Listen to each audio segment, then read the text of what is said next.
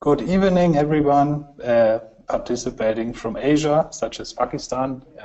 Good day, everyone from Europe, and good morning, US and Colombia, as I see in our participant list. Welcome to our webinar. My name is Christian Dannecker. I'm a partner and the director of Sustainable Supply Chains, Land Use and Forestry at the South Pole Group. Thanks for your interest in this webinar. And I'm happy to get started on it. I will try to give you ample time to send your questions and to have a discussion towards the end of this webinar. We're planning to have four contributions, which should not eat up more than 30 to 40 minutes time. And then we would have ample time and close on the hour on time. The speakers that we have today in our webinar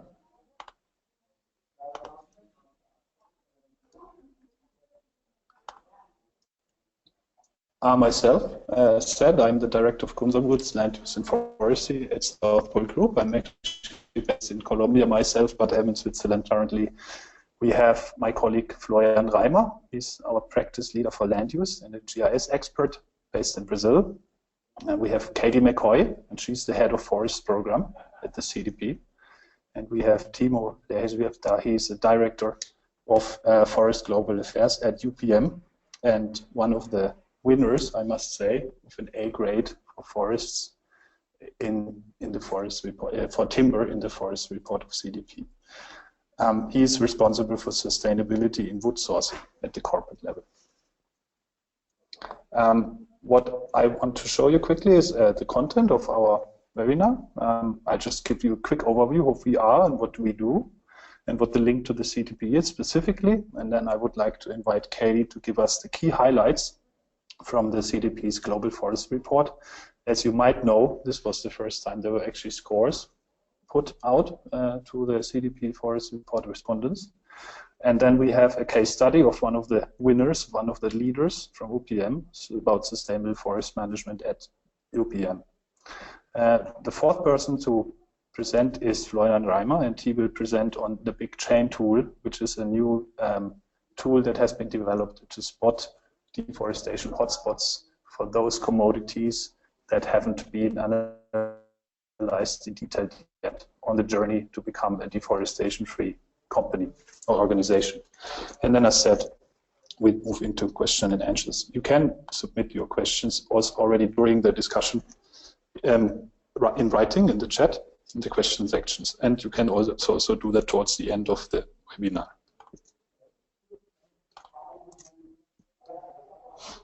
Quick overview, what is South Pole? South Pole is a company that is actually conveniently located with its offices around the world in the places where fast-moving consumer goods deforestation hotspots are located.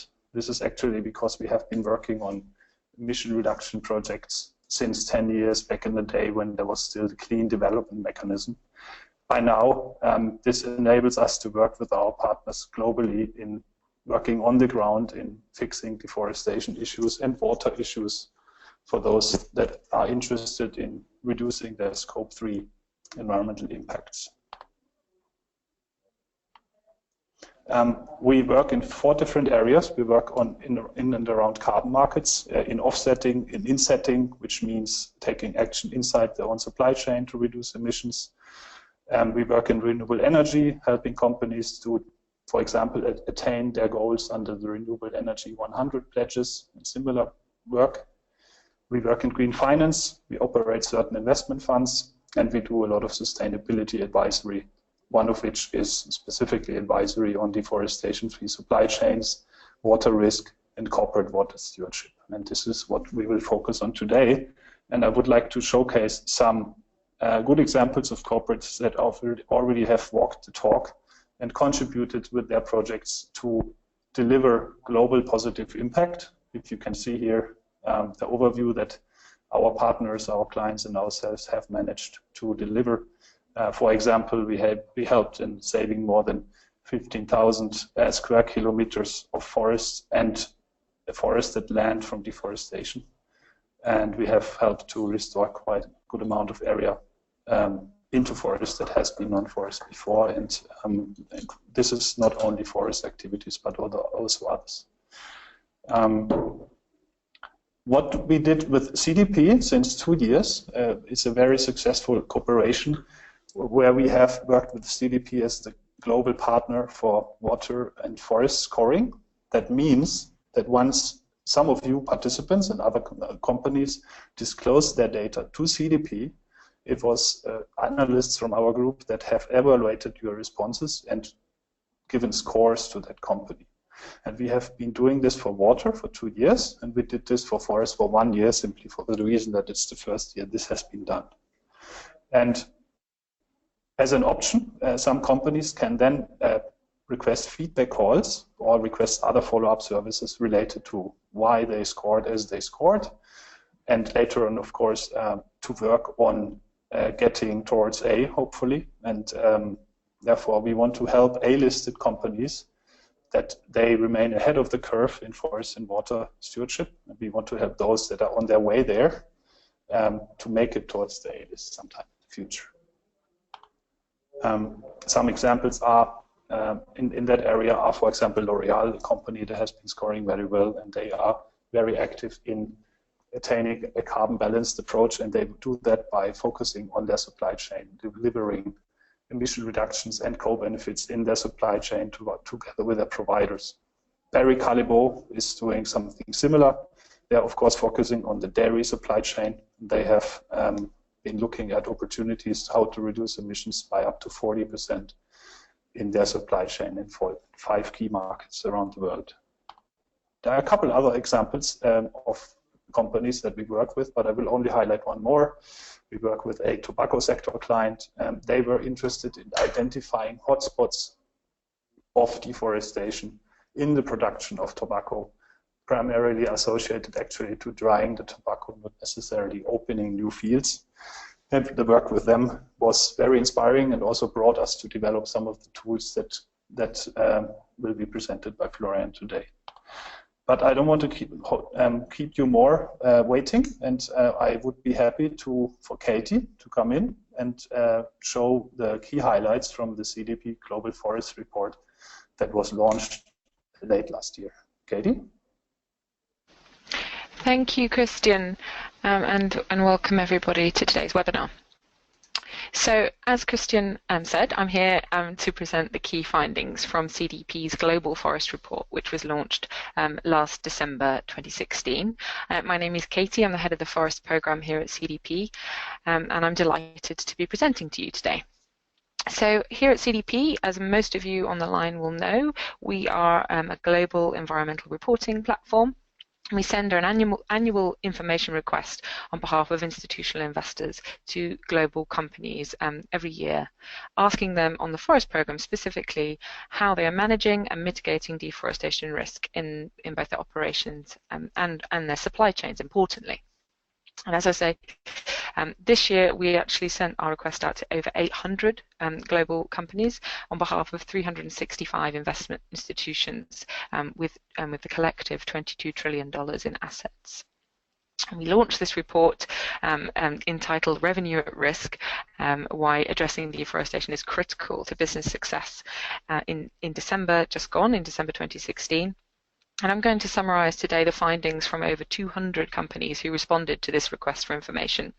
I'm going to share with you the high-level findings today, but I really encourage you to visit cdp.net for a copy of the full report if you have not yet read that. So, importantly, the key finding from 2016, from the analysis of the over 200 company responses, was that a substantial share of corporate income depends on commodities linked to deforestation risk. And through our analysis, we were able to say that up to $906 billion in annual corporate turnover is at risk because of deforestation, and this is in the reporting year. And I think this really brought home exactly how critical a business and financial risk deforestation can pose to companies when, especially if they're not taking actions to work with their suppliers, to work out where their risks lie in their supply chain, and then to act on that risk, and also to set time-bound plans in order to get to a deforestation-free supply chain, for example. So the first key finding from our data analysis from our 2016 report is really this key message that there is a clear business risk that has been identified, which I think many companies may know already, but actually putting a number on this risk is incredibly important to underline that point. And when we looked further at the data, what we found was that 72% of our reporting companies reported that they had identified sufficient future sustainable supply across all of the commodities that they were responding on. When we analysed the data a little bit further, looking at the responses in different sectors and in different sections of the questionnaire, we came to the key finding that perhaps this confidence may be misplaced. And I'll give you a couple of examples as to why we were left with this conclusion. We saw that 81% of our agricultural products companies are reporting. So these are the companies that are at top of the supply chain. They're the ones, the key growers of the commodities that we focus on. They're reporting that they already are having impacts related to deforestation that have generated a substantive change in either their operations, their revenues, or their expenditure over the past 5 years. So this risk is real, and this risk is happening right now.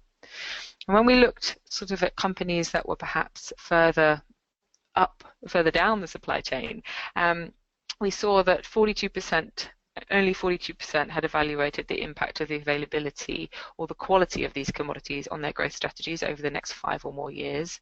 And if we looked specifically at manufacturers and retailers, only just over half are working beyond the first tier of their supply chain. And we also, with our analysis, we're able to look at commodity-specific responses because companies report across specific commodities, and we found further actions which drew the conclusion that perhaps this overriding confidence of security of supply could be misplaced. And these other actions included a low level of companies across commodities auditing their suppliers, or running joint projects with their suppliers, or indeed providing them with any kind of technical support or workshops and training. So while there was quite a high prevalence of companies using certification schemes, for example, when you looked at other measures that companies could and are in many cases taking, in the A-list companies taking with their suppliers, these on the whole and in general were lacking.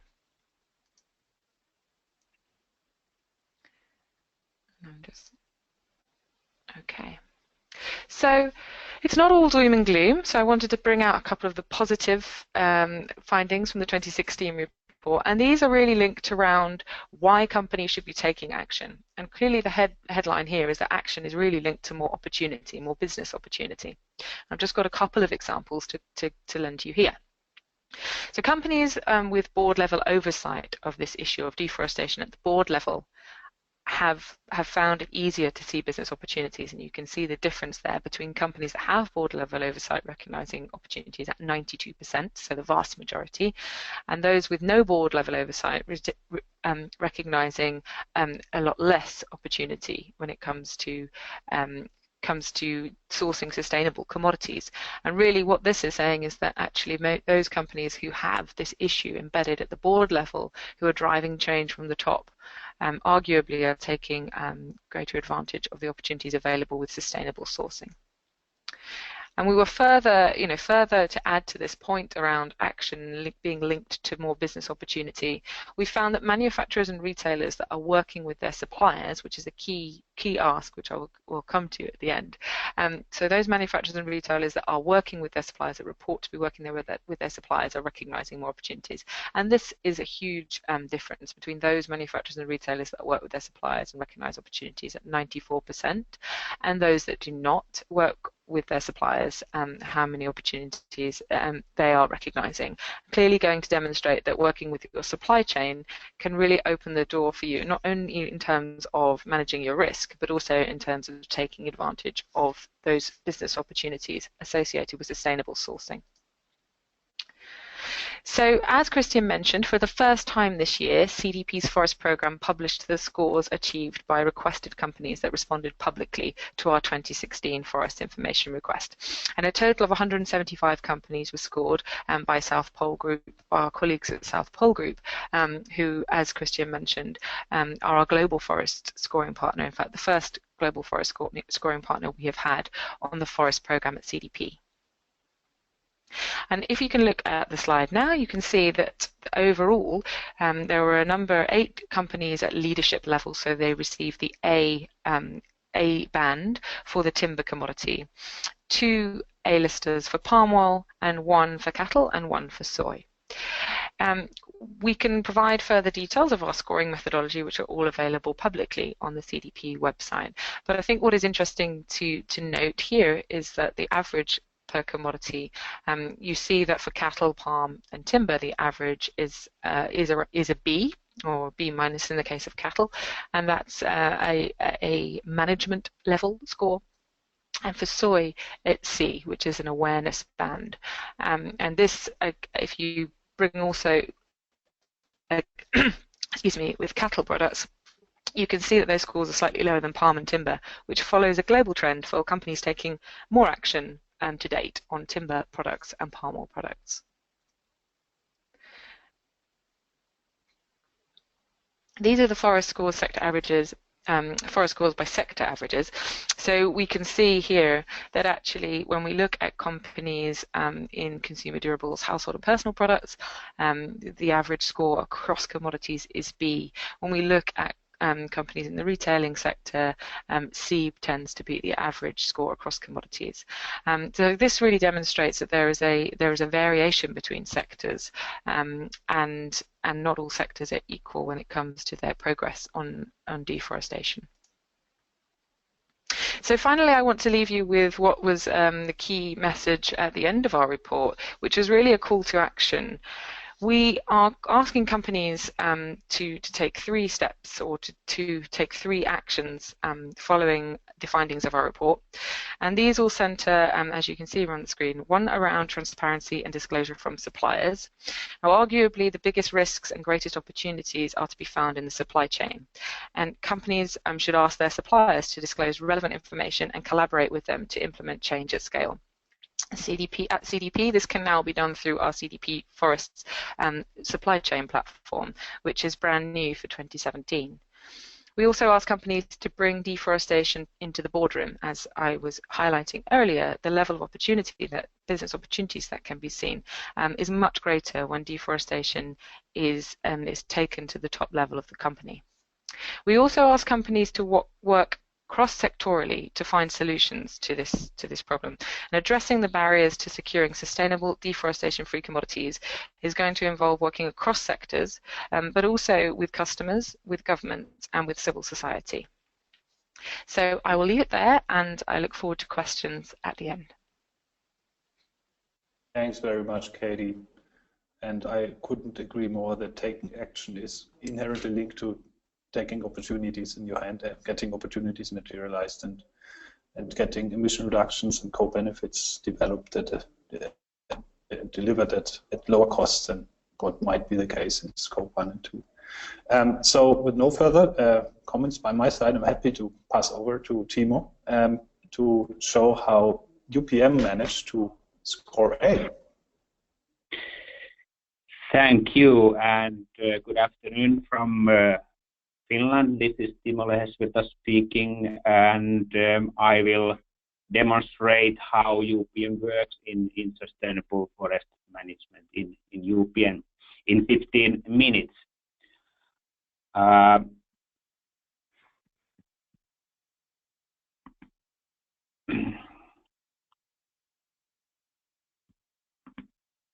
Okay, first some numbers from UPM in forestry. UPM is a big international forest player. Roots are in Finland, but we have production in 15 countries at this moment.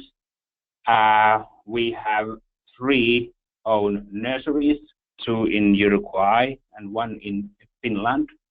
And we plant 50 million tree seedlings a year. It means 95 seedlings in a 1 minute, 24/7.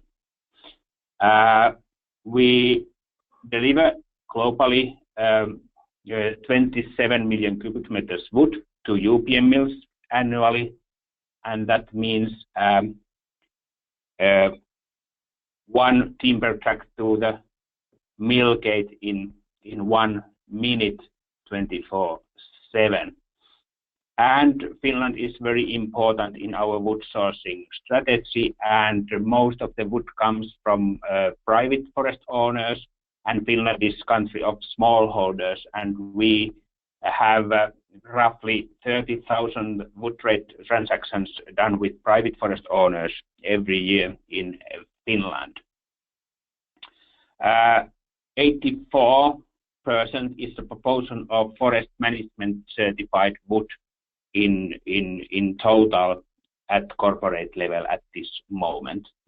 And all wood, 100% of wood is controlled from controlled sources and FSC controlled wood and legal. So volumes are quite high.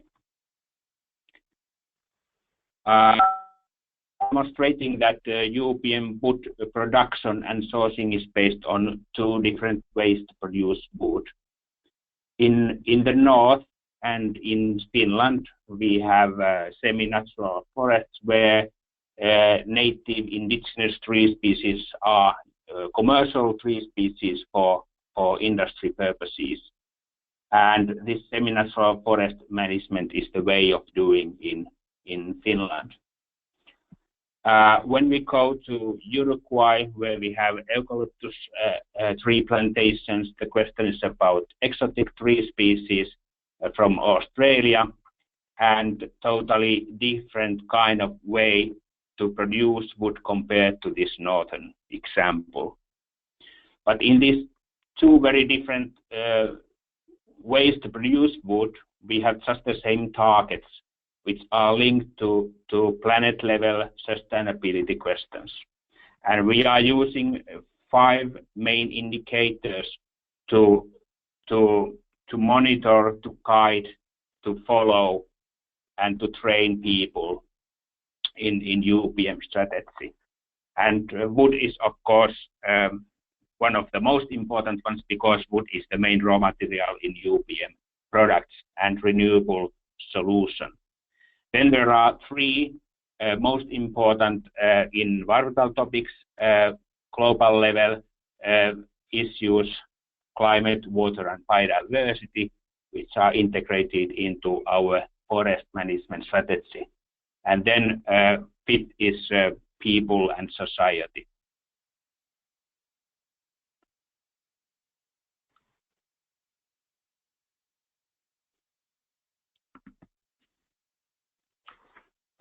UPM forestry fundamentals are company level principles to have umbrella for sustainability strategy. And of course, as forest company, we have to ensure wood supply in our operations.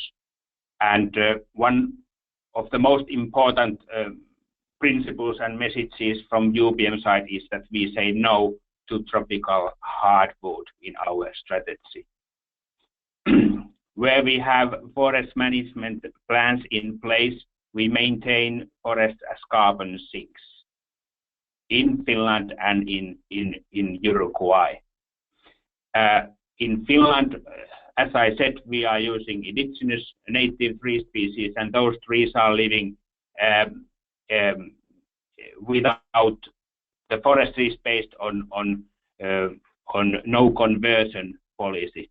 And commercial trees are living as a part of natural ecosystem and associating with native species, which have been living there after last ice age for 10,000 years ago.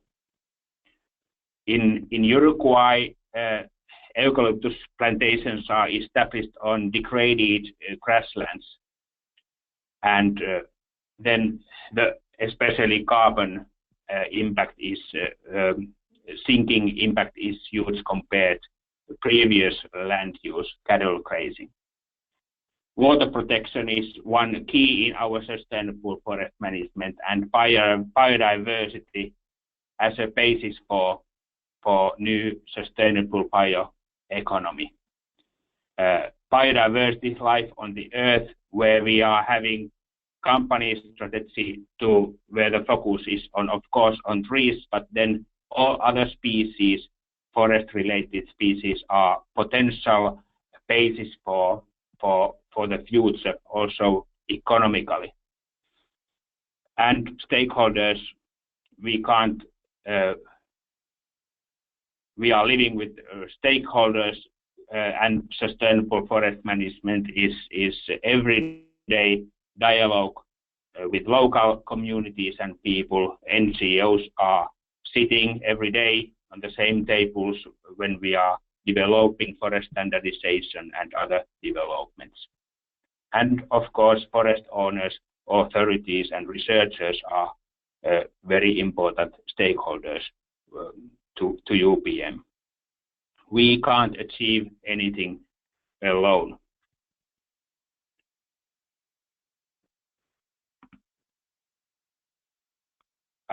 These are examples of UPM biodiversity program, which was established in 1998, first in Finland, but now it's international biodiversity strategy in UPM wood sourcing strategy, where the target is to maintain and enhance biodiversity as a part of sustainable forest management. On the left corner, you can see Finnish NGO and UPM doing habitat restoration on peatland in UPM forest or peatland in Finland. On the right corner, you can see man-made forest fire. Normally, we prevent and control forest fires, but in Finland and in boreal forest fires are one example of natural disturbances where there are very many species dependent on fire habitats, and one of the actions are to do this kind of controlled fires in nature conservation areas, but also in commercial land. And on the right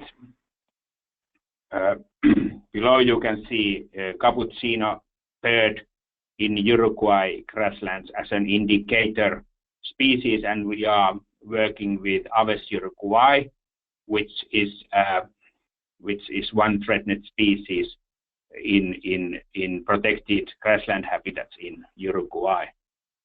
So biodiversity is very important in our sustainability strategy.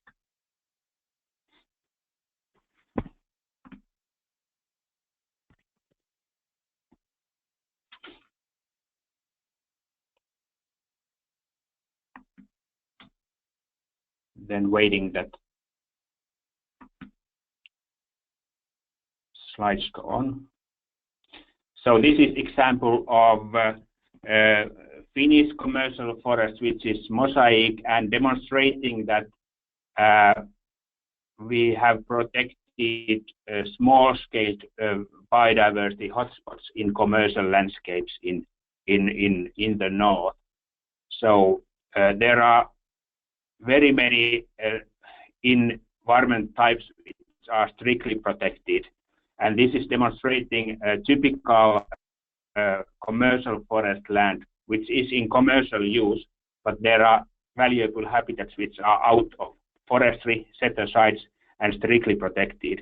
And 100% of brooks and other small water ecosystems are strictly protected. This kind of fertile bogs are species. There are very many species dependent on this kind of growth and rich, nutrient-rich forest patches, and those are protected as well. This is spring, where there are very specific species dependent on on this kind of small-scale habitats where groundwater is seen on the ground. And this is example of small lake and nearby which are having buffered zones and riparian zones which are having very many values and also recreational values.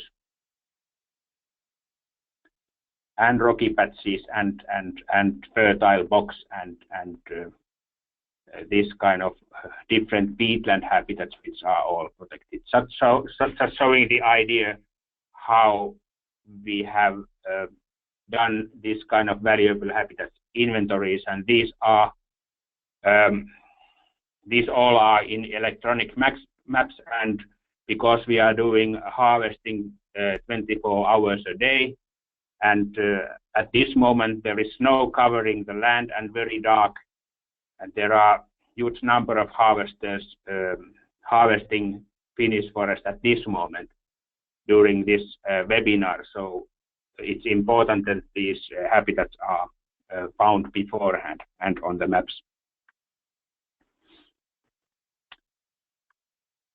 Okay, and then this is demonstrating modern forestry when you have license to operate, how to harvest typical forest stand.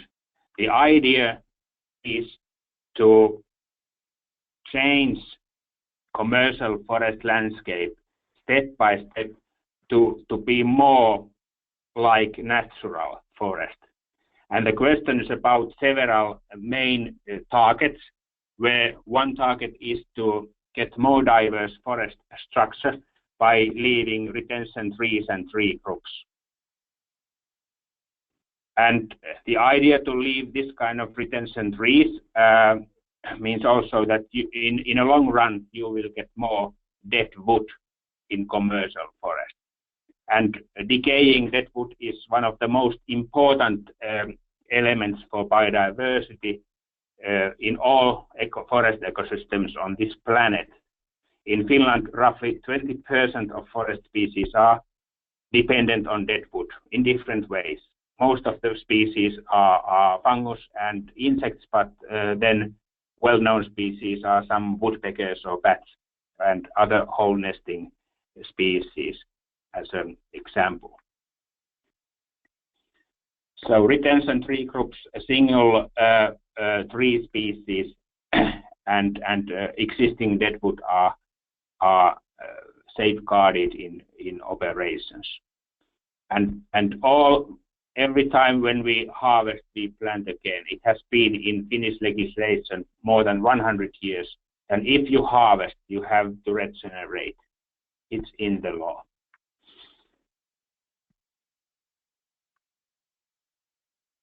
Control burning, as I mentioned earlier, is also one typical element in the law. And this slide, it's not about deforestation straight, but I wanted to show this because this is quite unique study we have done with researchers, and this is demonstrating what does it mean to produce 1 ton of UPM pulp. And to produce 1 ton of UPM pulp, you need to have 5 to 5 cubic meters of wood. And in the north, that means that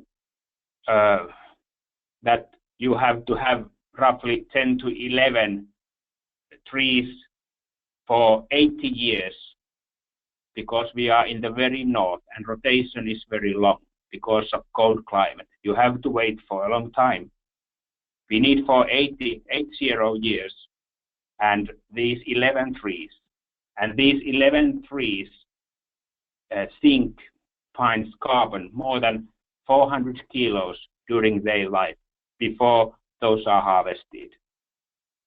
Those trees which are used for UPM conifer pulp sink carbon more than 400 kilos. That means when thinking carbon emissions, that you can drive 28,000 kilometers by car to get the same volume of emissions. Those 11 trees use 8.4 million liters of water. The water is out of nutrient leaching and from the ground. And the questions about cleaning process when thinking water quality. These northern conifers maintain biodiversity. There are more than 800 species dependent on pine and spruce as mycorrhizal fungus, lichens and mosses living on the trunks. And by planting these trees for commercial purposes are maintaining and enhancing biodiversity. And the area which is needed for the trees from where this conifer pulp is produced produce more than 200 kilos delicious mushrooms and berries and northern herbs. And by showing this case study, I want to give the message that we are very interested in this kind of ecosystem service calculations and new kind of thinking when we are developing wood-based product value chains and our products footprints or handprints or ecological product declarations. So zero forest deforestation and looking for sustainable forest management where all ecosystem services are improved and even net positive impact is the goal. Thank you. Thank you so much, Timo. I especially enjoyed to see the level of detail you put into planning at the micro level, at the stand level, on how to maximize biodiversity and water services in the areas you're active. Very interesting. A reminder, you can at any time, any participant, send your questions in the function to the right of the GoToMeeting. They will then appear here and we can go through them at the end of the discussion. And I also wanted to tell you that this session's recording, the slides and a questionnaire will be sent to you after the session. So you can stop now taking screenshots of the slides if you did that. It's not needed.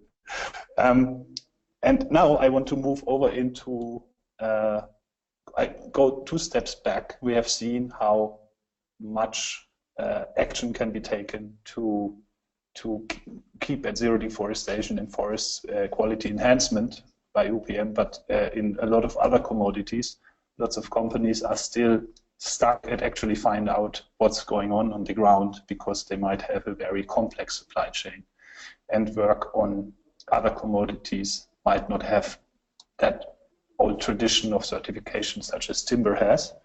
And for that I wanted to give the word to Florian, my colleague, to present the big chain tool for those companies and organizations that just want to find out where to focus on first and where they can get the biggest impact per unit of action they take.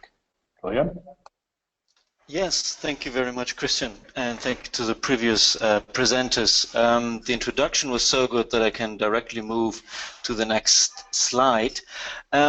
Working with our clients towards zero deforestation and from the implementation side where I come from and also being involved in the CDP forest scoring this year, we have seen 2 main things. One is that information availability on transparency of where supply actually comes from for many companies is not so easy, especially if we go beyond timber towards soy, palm, cattle and other commodities.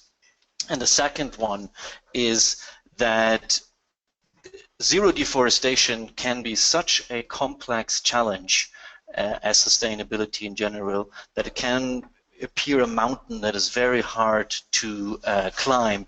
So we always say if you break down the mountain into smaller rocks, then you can use these rocks as stepping stones, and then these stepping stones form a journey.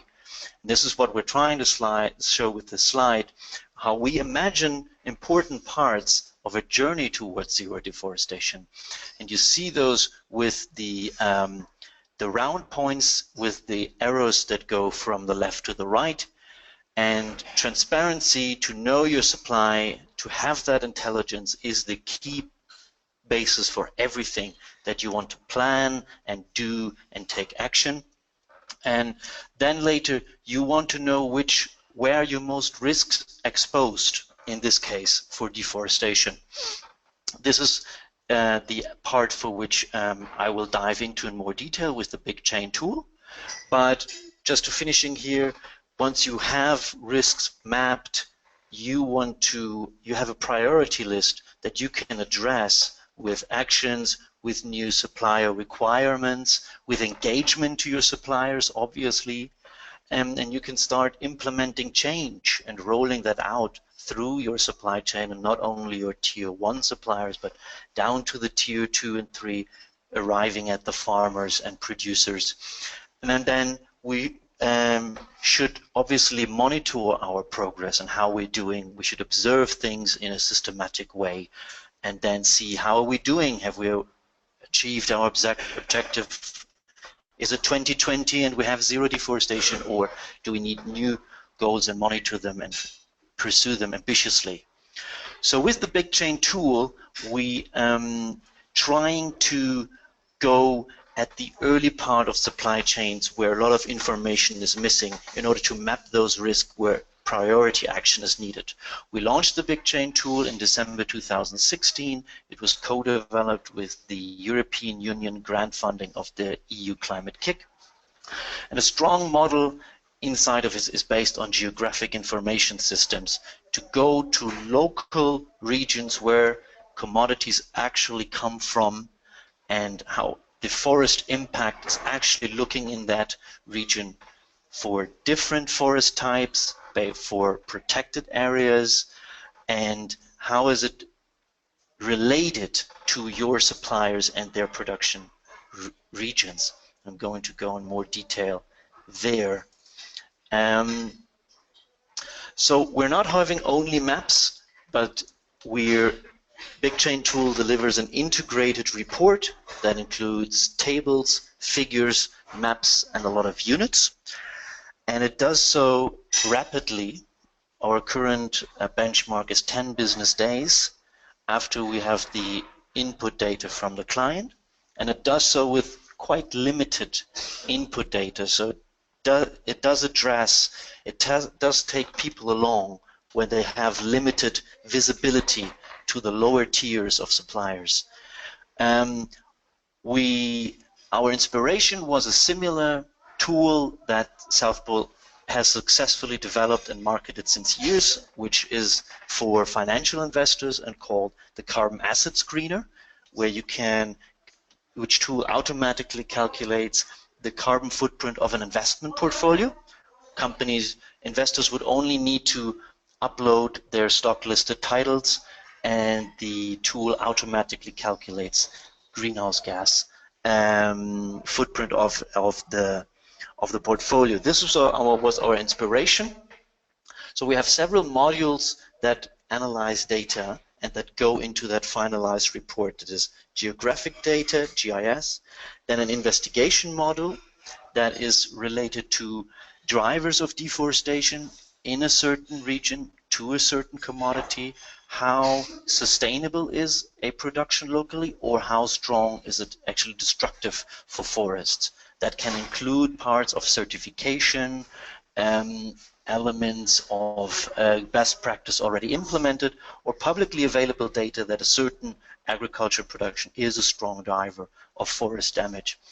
And then as a last module, we wanted to make results comparable globally, because forests are very different, and obviously it's very difficult to quantify globally biodiversity, social importance of forests. So we went for greenhouse gases because those ton of carbon dioxide equivalents are sort of a universal measure.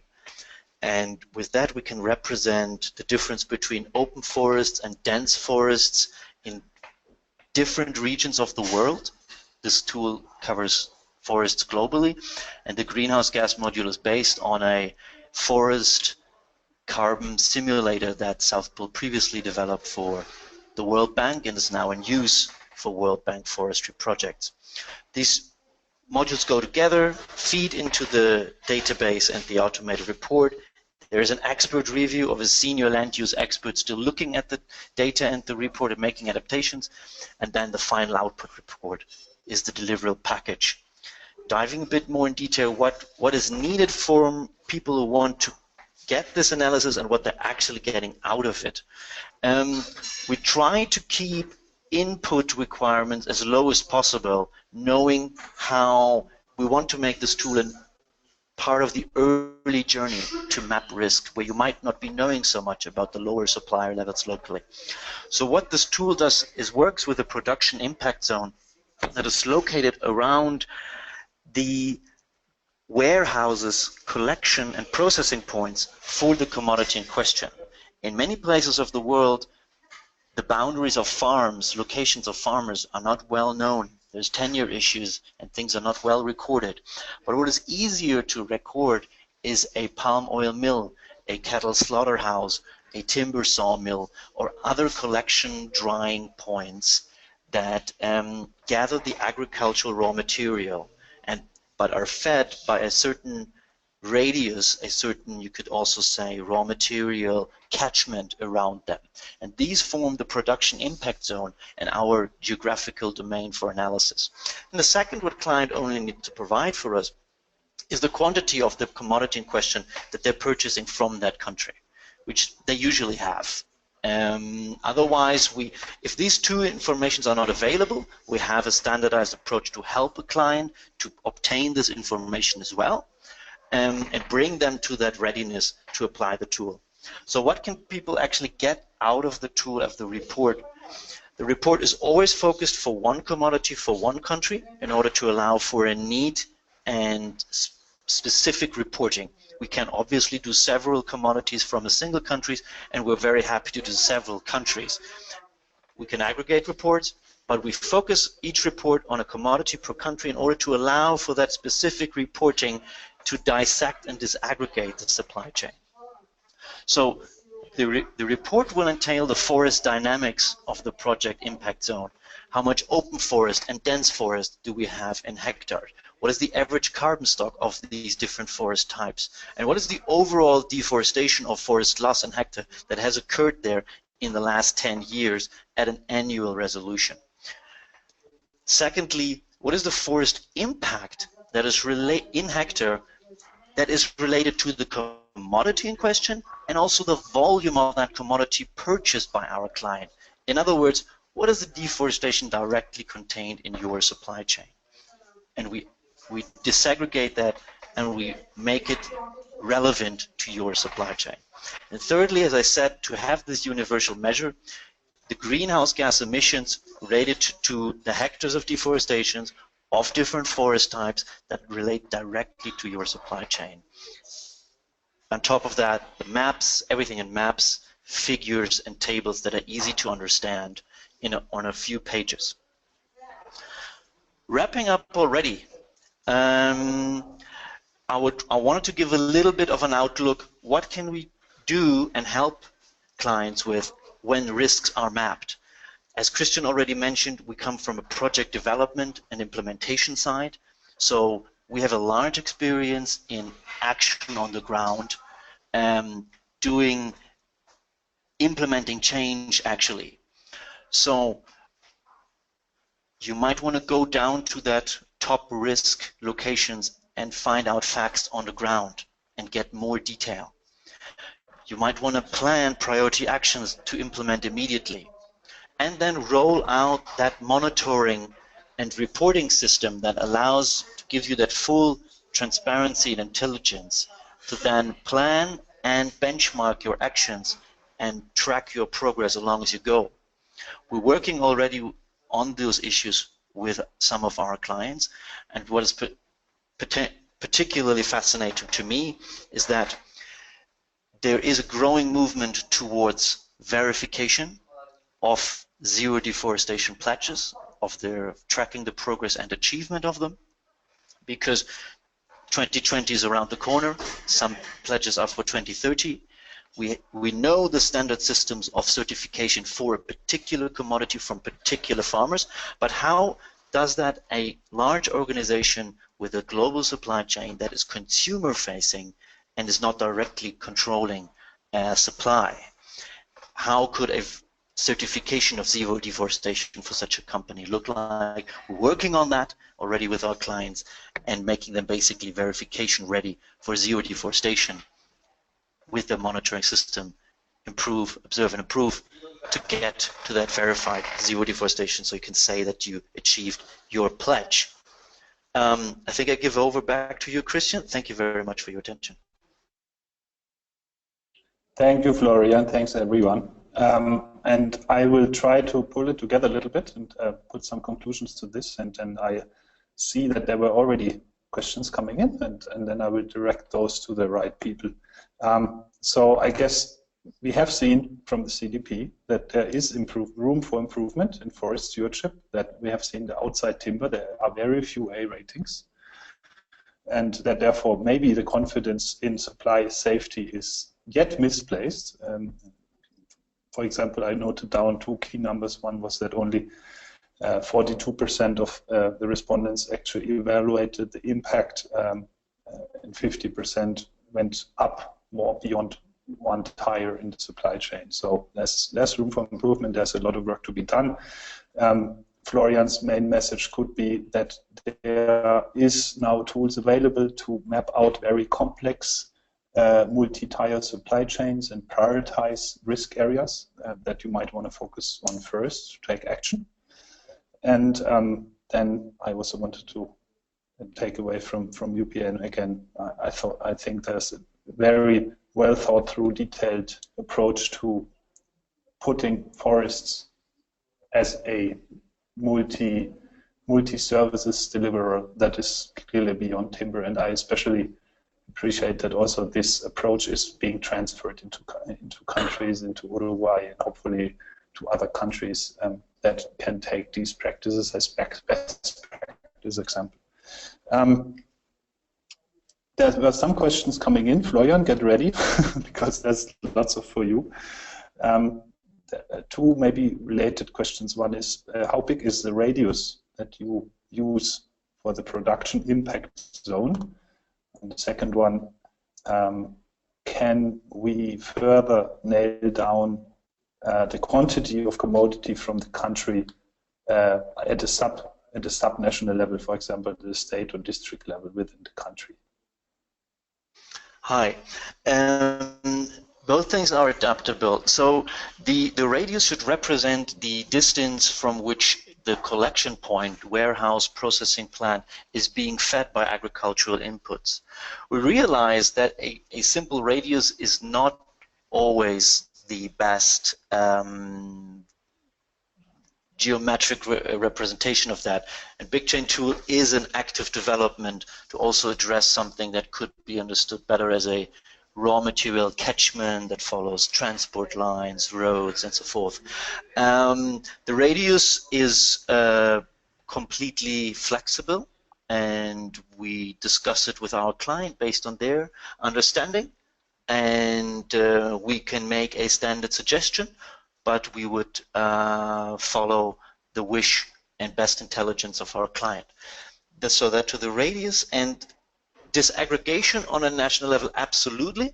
If our client has that information, if they have 3 suppliers in the same country and they know the quantities they're getting from those different suppliers, and they know the difference, how they are geographically different in their processing points, in their mills, in their warehouses, and so forth, yes, we can generate separate reports for each supplier respective to the quantity purchased by each supplier to disaggregate even more the supply chain on a subnational level. It's possible.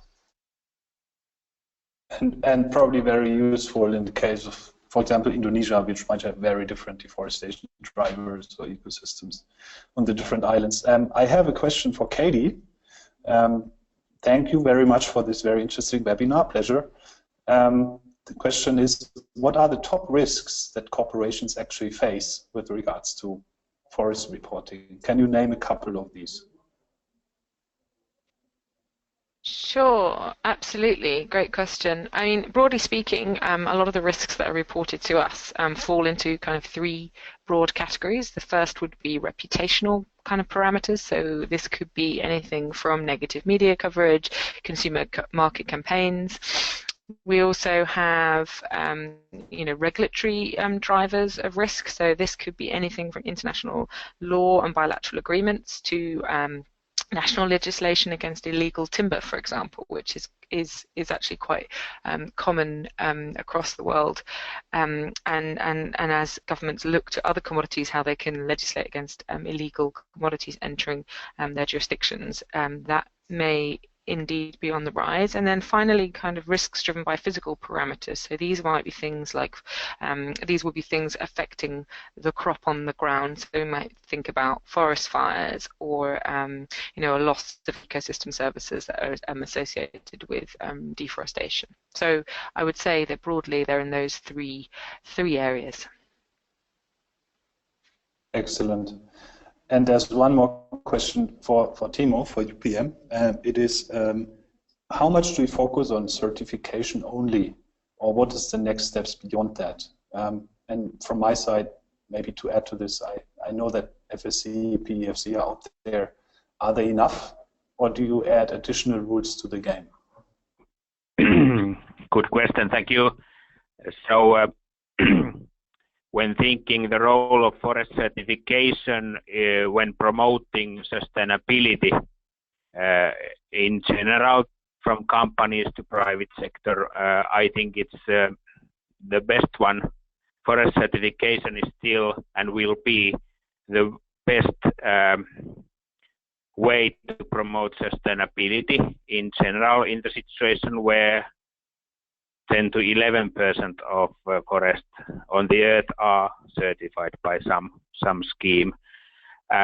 What our customers are expecting next is certification and eco labels enough? My answer is it's not enough, and I think that customers are expecting not just forest certification, which are land use standards, but standards which are covering the whole life cycle. That's one thing. And then these forest certification labels are not telling anything about the impacts. And I believe that in the next step is to develop forest certification schemes and standards so that those will cover not just wood production and forestry, but logistics and production, and then to offer sustainability data of impacts. And that's what we are doing at this moment, where we are developing ecosystem service indicators and monitoring systems to get the data and to report it, and to link them to wood-based products. Thank you. And there's one last question, and that fits well to our timing. It's exactly 5 p.m., at least here in Switzerland. The question is again for Florian. In complex supply chains with many points where the commodity is traded, how reliable is it actually to use the collection point approach for the production impact zone? Yeah, I agree. If the commodity arrives in the supply chain of our client through various traders, there needs to be done work in supplier transparency before you can even apply the big chain tool, because it looks at the local level at real forest impact. But how will you do it if that exactly somebody's mixing bulk commodities on several storages and containers and so forth, or you buy it on the big commodity exchanges? That's what I said, where we can help our clients to get ready for such a local forest impact risk mapping. That's where supplier transparency is still needed. Solutions are out there on supplier engagement and management with digital systems. The IFC has published a good guidance handbook on moving towards transparency in agro-commodity supply chains. And we're certainly also happy to help with that. But indeed, to apply a tool that looks at the actual on-the-ground impact, you will need to know where are those first collection and processing points of the supplier that is buying or getting it from the farmer. That might be your tier 2, tier 3, or even lower tier supplier. And it means digging down to that. And that's why we put supplier transparency and supply chain traceability at the very beginning of that journey, because it's the essential intelligence you need to start your journey and take control of your actions. Thanks, Florian. Let's leave it here. Thanks for everyone for presenting. And remember, if you need sustainable certified pulp or paper, go to UPM. If you want to do state-of-the-art reporting, go to CDP. And if you need help with your corporate forest and water stewardship, go to South Pole Group. If there's any more questions, please send them to me. I'm happy to answer them myself or relay them to the right speaker. And as said, we will follow up with sending the presentation, the audio, and the survey on this webinar. So with no further ado, I leave it here, and I wish you a very good evening, morning, or night, depending where you are.